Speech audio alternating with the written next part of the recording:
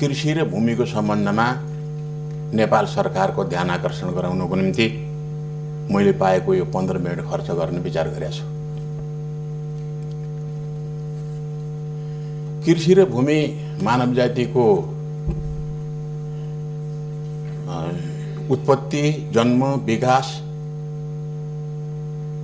मृत्युसित सम्बन्धित छ। यसको सदुपयोग गर्नुपर्दछ र यसलाई दुरुपयोग गरियो भने मानव जातिले सबभन्दा ठूलो नोक्सानी बेहोर्न पर्छ। त्यसो भएर मैले यस सम्बन्धमा पूर्ववर्ती सरकारहरूलाई पनि नीति कार्यक्रम बनाउँदाखेरि मैले सहयोग गरेको थिएँ। सौभाग्यले हो कि दुर्भाग्यले नेकपा एमाले र नेकपा माओवादी केन्द्रको संयुक्त घोषणापत्र, चुनावी घोषणापत्र बनाउँदाखेरि म संयोजक थिएँ। मैले त्यसलाई 3 महिना लगाएर मेरो संयोजकतामा त्यो तयार भएको थियो।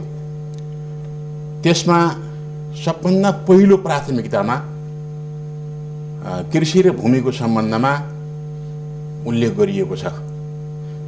हामी कस्तो कृषि उत्पादन प्रणालीमा जान्छौँ, भूमिलाई कसरी व्यवस्थापन गर्छौँ, त्यसको निम्ति हामीले महानापी लागू गरेर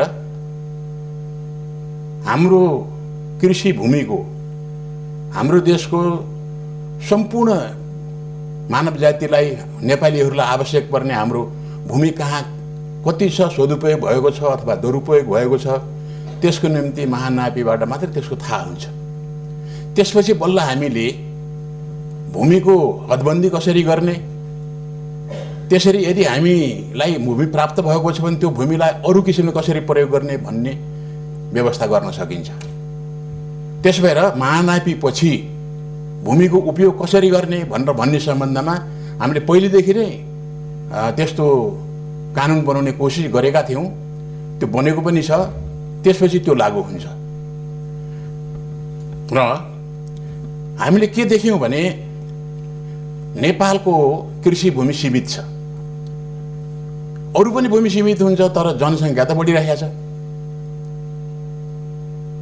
जनतालाई भूमिमा आधारित गराउने हो र भूमि नै बाँडचुँड गरेर टुक्राउँदै जाने हो भने के होला भन्दा एक दिन यस्तो स्थिति आउनेछ कि हाम्रो भूमि सम्पूर्ण रूपले समाप्त हुनेछ र त्यसलाई उपयोग गरेर मानिस बाँच्ने अवस्था भन्दा पनि भूमि टुक्रिएर कसको स्वामित्वमा कति छ भनेर भन्ने विषयमै हामी अल्झिनेछौँ। त्यसो भएर अब हामीले भूमिलाई टुक्रिएर बाँड्ने अवस्थामा जान हुन्न। त्यसो भएर हामीले भूमि सुधार लागू गरौँ र अव्यवस्थित जति पनि हाम्रा बस्तीहरू छन्, अव्यवस्थित रूपमा अतिक्रमण गरेर लामो समयदेखि बसेका किसानहरू छन्, सुकुम्बासी छन्, भूमिहीन छन्, यिनीहरूको समस्या कसरी समाधान गर्ने भनेर भन्ने सम्बन्धमा हामीले विकल्पमा जानुपर्छ। त्यस भएर हामीले त्यो समस्या समाधान गर्ने सम्बन्धमा सामाजिक न्यायको सिद्धान्तलाई अवलम्बन गरेर पहिला भूमि सुधार लागू गरौँ, त्यसबाट जमिन हामीले कति प्राप्त गर्छौँ, त्यसपछि भूमिहीन सुकुम्बासीहरूलाई पनि जमिन बाँड्न सकिन्छ। तर भूमिहीन सुकुम्बासीको समस्या के हो? के जमिन पाउने नै हो? जमिनले मात्रै समस्या समाधान गर्छ? यो त जबसम्म नेपालको अथवा कुनै पनि देशको जमिनमाथि व्यक्तिगत स्वामित्व कायम हुन्छ, सुकुम्बासी बन्ने प्रक्रिया त्यहीँबाट सुरु हुन्छ, भूमिहीन बन्ने प्रक्रिया त्यहीँबाट सुरु हुन्छ। हाम्रो देशमा अहिले कृषि भूमि जम्मा 26 लाख हेक्टर छ। तर त्यो कृषि भूमिको टुक्रा कति भएको छ भन्दाखेरि पोहोर साल 4 करोड टुक्रा चाहिँ भइसकेका छ। त्यो 4 करोड टुक्रामा तपाईले कसरी चाहिँ कृषि उत्पादन गर्नुहुन्छ र देशलाई आत्मनिर्भर बनाउनुहुन्छ जबसम्म तपाईँले अत्याधुनिक प्रविधि प्रयोग गरेर त्यसलाई उत्पादनमा लैजानुहुन्न, भूमिलाई त्यसरी प्रयोग गर्न सक्नुहुन्न, तबसम्म उत्पादनमा हामी आत्मनिर्भर पनि हुन सक्दैनौँ, बाहिर पठाउने त कुरै छैन। त्यसो भएर हामीले त्यो त्यसरी उत्पादन गर्ने हो भने, अत्याधुनिक मेसिन प्रयोग गरेर उत्पादन गर्ने हो भने त्यो 4 टुक्रा जमिनलाई हामीले मिसाउनु पर्दछ, चक्लाबन्दी गर्नुपर्दछ। त्यो सम्भव छ? छैन। त्यसो हो भने यो जमिन राज्यले किन्नु पर्दछ। पहिले जमिनदारीको आधारमा कृषि भूमि गएको हुनाले जफ्त गर्ने नीति थियो, तर अब नेपालको भूमि कृषि भूमि छ, त्यो 1 टुक्रा पनि जमिनदारी जमिन छैन। त्यो सबै अनेक हिसाबले कमाएर, रगत पसिना बगाएर कमाएको पैसाबाट लिएको जमिन छ। त्यो जमिनलाई चलन चल्तीको भाउमा सरकारले खरिद गर्ने र अनि त्यसलाई लिजमा दिने र त्यो कहाँनिर कसरी उपयोग गर्ने हो भन्ने ठाउँमा हामी नजाँदासम्म हामीले जमिनको सदुपयोग पनि गर्न सक्दैनौँ र हामीले भूमिहीन र सुकुम्बासी जन्माउने प्रक्रिया पनि हामी बन्द गर्न सक्दैनौँ। किन बन्द गर्न सक्दैनौँ भने मलाई थाहा छ 48 सालमा म निर्वाचित हुँदा, त्योभन्दा पहिले निर्वाचित हुँदा वन सुदृढीकरण आयोग थियो। शैलजा आचार्य वन मन्त्री हुनुहुन्थ्यो र उहाँकै नेतृत्वमा वन सुदृढीकरण आयोग बनाएको थियो। त्यो पञ्चायत कालदेखि निरन्तर जारी भएको थियो। त्यो वन सुदृढीकरण व्यापक रूपमा वन अतिक्रमण भएपछि त्यो वनलाई सुरक्षित गर्ने, अतिक्रमण भएको जमिनलाई कसरी सुकुम्बासी भूमिहीनहरूलाई वितरण गर्ने भनेरै राम्रो मनले त्यो सिर्जना गरिएको थियो आयोग। पछि नेकपा एमालेको हाम्रो सरकार बन्यो र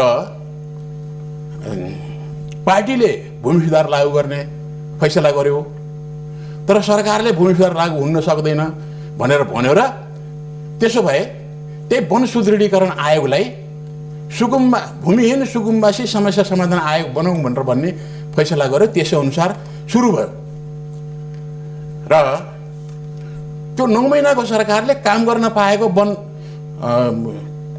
भूमिहीन सुकुम्बासी समस्या समाधान आयोगले काम गर्न पाएको अवधि 6 महिना 7 महिना भन्दा थिएन, तर पनि सकेसम्म उसले चाहिँ काम गर्यो। त्यहाँदेखि यतातिर अब अहिले चाहिँ फेरि सरकारले त्यो भूमिहीन सुकुम्बासी समस्या समाधान आयोग बनाउने घोषणा गरेको छ। यो भयो भने 10 वटा कि 11 वटा आयोग बन्छन्। हामीले जस बेला यो वन सुदृढीकरण आयोग बनाएका थियौँ त्यस बेला हामीले अनुमान गरेका थियौँ 20 लाख परिवार नेपालमा घरबार विहीन छन्। सुकुम्बासी, मुक्त कमैया, कमलरी, हलिया सबै गर्दाखेरि त्यो हामीले अनुमान गरेका थियौँ।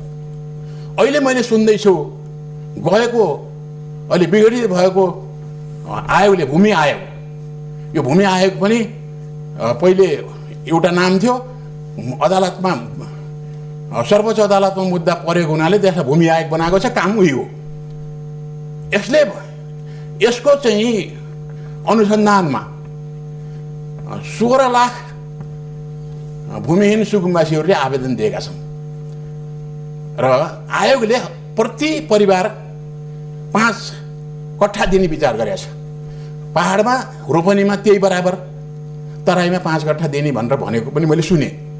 मैले यसो हिसाब गरेँ, 5 कट्ठा दिँदाखेरि कति चाहिँ हुँदो रहेछ भने 4 लाख हेक्टर हुँदो रहेछ। यो 4 लाख हेक्टर जमिन कहाँबाट प्राप्त हुन्छ वितरण गर्नको निम्ति? के त्यो सम्भव छ? हुन सक्छ? हाम्रो जङ्गल फडानी गर्ने भन्दा, जङ्गल अतिक्रमण गर्ने भन्दा अर्को उपाय छैन।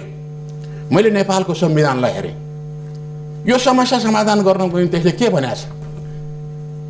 आम रूपमा भूमि सुधार लागू गर, सामाजिक न्याय स्थापित गर्नको निम्ति भूमिहीन सुकुम्बासी र दलित विभिन्न जातिहरू जो पछाडि परेका छन् उनीहरूलाई आवासको सुनिश्चितता गर र रोजगारी देऊ। रोजगारी दिन सकिन्न भने केही जमिन देऊ, जमिन छैन भने रोजगारी देऊ, रोजगारीको ग्यारेन्टी गर। प्रत्येक परिवारमा 2टा रोजगारी दिन सक्ने हो भने उसलाई छिट्टै माथिल्लो अवस्थामा उतार्न सकिन्छ। तर हामीले संविधानको त्यो भावना अनुरूप चल्न सकेनौँ। हामीले के गर्यौँ भने जसरी पनि जमिनै चाहिँ वितरण गर्नुपर्ने यो कुरा चाहिँ हामीले गरेका छौँ र त्यो जमिन हामीसँग छँदा पनि छैन त्यति जमिन। त्यो 20 लाख घरबारविहीन भएकालाई हाम्रो पालामा त्यस बेलाको 51 सालको सरकारले बनाएको त्यो आयोगले 2 लाख कति भूमिहीनहरूलाई जमिन बाँड्यो। त्यसपछि नेपाली काङ्ग्रेसको सरकार बन्यो। त्यो नेपाली काङ्ग्रेस सरकारले फेरि आफ्नो चाहिँ आयोग बनायो। त्यो आयोगले पहिलेका कति जमिन खोस्यो, कतिलाई लालपुर्जा नै दिएन र त्यसले पनि समस्या समाधान गर्न सकेन। आज 51 सालदेखि आजसम्म तपाईले हिसाब गर्नुहोस्, यत्रो वर्ष, यत्रो झन्डै चाहिँ 28 वर्षको अवधिमा हामीले समस्या समाधान गर्छौँ भनेर बनेका आयोगहरूले किन समस्या समाधान गर्न सकेन? किनकि यो बाटो अवैज्ञानिक छ, यसमा जान हुँदैन। जानी फेरि पनि हामी जाने कोसिस गर्दैछौँ र भूमि आयोग विघटन भएकोमा आन्दोलन गर्दैछौँ। अर्को भूमि आयोग बनाउनको निम्ति तयारी गर्दैछौँ। त्यो भूमि आयोगले कति काम गर्यो?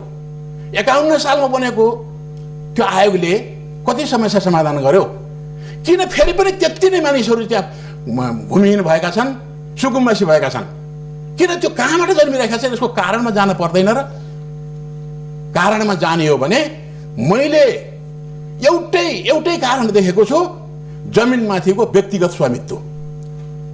जमिनमाथि व्यक्तिगत स्वामित्व कायम जहिलेसम्म हुन्छ त्यस बेलासम्म एक थरी मानिसहरू त्यसलाई उपयोग गरेर धनी हुने, अर्का थरी मानिसहरू सुकुम्बासी हुँदै हुँदै जाने। हाम्रो चाहिँ एउटा उदाहरण हो, 26 लाख हेक्टर जमिन आज 4 करोडमा टुक्रा चाहिँ भएको छ। यस्तो चाहिँ अवस्थामा त्यो समस्या समाधान हुने कुनै उपाय छैन। यदि सरकारले यो सबै जमिन चलनचल्तीको मूल्यमा क्षतिपूर्ति दिएर किनेर, अब क्षतिपूर्ति नबन्यो, किनेर सरकारले आफ्नो बनाओस्। अहिले पनि सरकारकै अधिकार छ, किनभने सरकारले अधिग्रहण गर्न सक्छ। अधिकार नभए त अधिग्रहण गर्न सक्दैन थियो। तर पनि सम्पत्तिको रूपमा रहेको हुनाले मौलिक अधिकारमा उसको सम्पत्तिको अधिग्रहण गर्न सबै सम्पत्ति लिन सक्दैन सरकारले। विकल्प दिनुपर्छ, तर किन्न त सक्छ नि। त्यसैले हामीले पहिले नै गल्ती गर्यौँ, हाम्रो जमिन व्यक्तिगत स्वामित्वमा गयो र अब हामीले फेरि त्यो जमिनलाई सरकारको स्वामित्वमा ल्याएर कसरी त्यसलाई उपयोग गर्ने हो भन्ने सरकारको योजना अन्तर्गत त्यसलाई प्रयोग गर्ने काममा लागौँ र जमिन 5-5 कट्ठा दिएर अर्को वर्ष तपाईँले हेर्नुभयो भने जतिजनाले प्राप्त गरेका छन् त्यसमध्ये आधाले बिक्री गरेर अर्कै काम गरिसकेका हुन्छन्। त्यो फेरि सुकुम्बासी भनिरहेका हुन्छ। त्यस भएर यस्तो गलत बाटोमा हामी अब जान हुँदैन। त्यसो भएर एउटा बृहत छलफल चलाइयोस् र हामीसँग भएको यो सम्पत्ति, त्यो सम्पत्तिलाई सदुपयोग गर्ने बाटोमा जाउँ। जस्तो हामीसँग 26 लाख हेक्टर जमिन छ, खेती कृषिको निम्ति प्रयोग भइरहेको, र त्यो जमिनलाई हामीले किन्नको निम्ति मानिलिउँ 400 खर्ब रुपियाँ लागेछ भने त्यो 400 खर्ब रुपियाँ सरकारले ब्याङ्क ग्यारेन्टीको रूपमा उपलब्ध गराउँछ। पैसा त त्यस बेला चाहिन्छ जब खर्च गर्नुपर्छ। खर्च गर्न पर्दैन भने त्यो ब्याङ्क ग्यारेन्टीको रूपमा प्राप्त गरेर अर्को ठाउँमा औद्योगिकरणमा हरेक व्यक्तिको सम्पत्ति फेरि औद्योगिकरणमा जान सक्छ। त्यसो गरेर त्यो जमिनलाई हामीले ठुल्ठुला कृषि फार्महरू चाहिँ निर्माण गरौँ। त्यो कृषि फार्ममा उत्पादन गरौँ, हाम्रो आवश्यकता पुरा हुने गरी, बाहिर पठाउने गरी योजनाबद्ध रूपले हामी उत्पादन गरौँ र त्यो दोहोरो फाइदा हुन्छ। एउटा सरकारको स्वामित्वमा आउँछ, 4 खर्ब रुपियाँ सरकारसित हुन्छ, अर्को उनीहरूले 4 खर्ब रुपियाँ जमिन बेच्नेहरूसित चाहिँ रहेको हुन्छ, उनीहरूले औद्योगिकरण गर्छन् र यो 4 खर्ब अर्को हाम्रो देशको विकासको निम्ति सरकारले कुनै पनि बेला लागू गर्न सक्छ र विश्व ब्याङ्कसित, IMFसित छलफल गरेर उनीहरूको सुझाव र सल्लाह लिएर हामी त्यसलाई मोनिटाइज गर्न सक्छौँ। त्यो मोनिटाइज गरिसकेपछि त्यो पैसाले हाम्रो देशभित्र विकास र निर्माणको एउटा ठुलो ठुलो महाअभियान हामी सुरु गर्न सक्छौँ र त्यो महाअभियानबाट हामी गरिबीको अवस्थाबाट निस्कन सक्छौँ। 10 वर्षमा हामी समृद्ध हुने, समृद्ध समाजवाद निर्माण गर्ने ठाउँमा। माननीय आफ्नो गाउँ आफै बनाऊ,